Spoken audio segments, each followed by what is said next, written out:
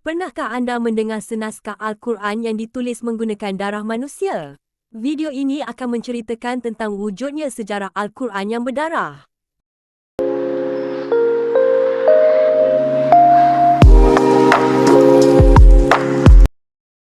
Di sebalik Al-Quran yang dimiliki oleh mana-mana individu pada hari ini, terdapat kisah di mana Al-Quran pernah ditulis menggunakan darah sebagai pengganti kepada dakwat. Naskah Al-Quran ini menjadi kontroversi berikutan konflik yang mengatakan kaedah penulisan itu dilarang dan haram.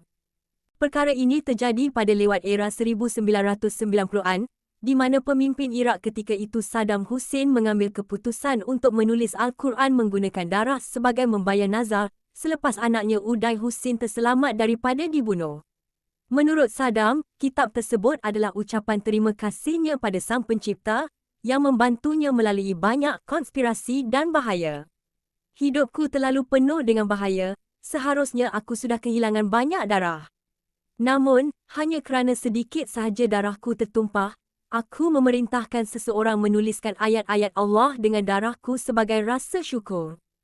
Hal ini telah disahkan oleh seorang penulis kaligrafi terkenal bernama Abbas Shakir Joudi yang dipilih untuk melaksanakan penulisan sebuah kitab Al-Quran yang akan ditulis menggunakan darah Saddam sendiri. Atas tujuan tersebut dalam tempoh 2 tahun, Saddam akan ditemani Abbas dengan bantuan jururawat mengeluarkan darah untuk digunakan.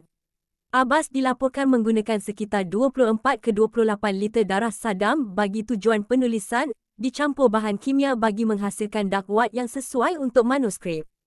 Keseluruhan proses ini dianggarkan mengambil masa lebih 2 tahun untuk Abbas menulis kesemua ayat Al-Quran yang dalam 605 keping muka surat. Kitab Al-Quran yang siap akhirnya diserahkan kepada Saddam pada bulan September tahun 2000, dijadikan salah satu bahan pameran utama di Masjid Al-Ma'arij. Banyak pihak yang menyangkal kebenaran tentang dakwat darah yang digunakan dalam penulisan kitab tersebut, walaupun Abbas Shakir sendiri mengesahkannya. Kisah tentang Quran darah mula lenyap selepas kejatuhan kerajaan Saddam pada tahun 2003 disebabkan pencerobohan Amerika Syarikat ke negara itu. Ini menyebabkan banyak artifak peninggalan pemerintahan Saddam dimusnahkan.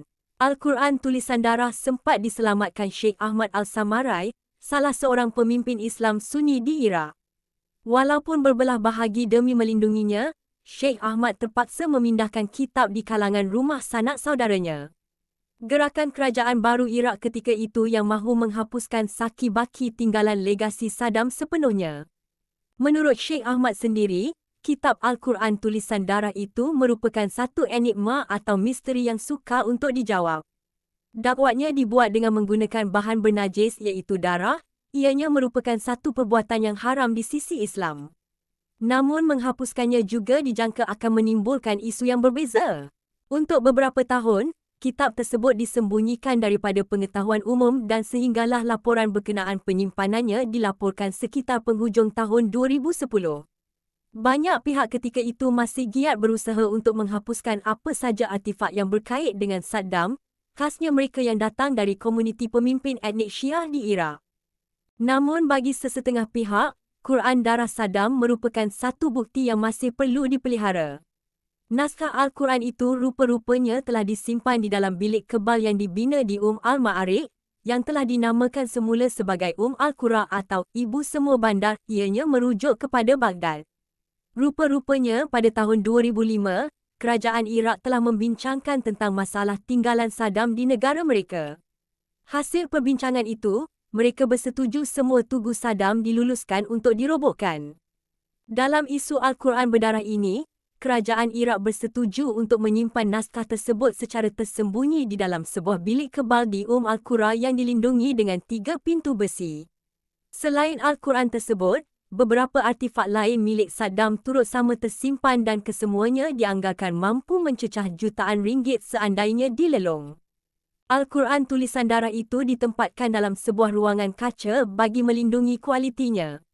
Ianya dilindungi 3 lapisan pintu yang memerlukan 3 kunci berbeza untuk membukanya. Semua kunci diasingkan dan dipegang 3 individu berbeza, satu dipegang petugas Al-Qura, satu dipegang ketua polis Baghdad dan satu lagi lokasi rahsia yang hanya diketahui beberapa individu. Untuk membuka bilik tersebut, persetujuan ketiga-tiga pihak pemegang kunci perlu diterima beserta sekali persetujuan ahli jawatankuasa yang dilantik kerajaan Iraq.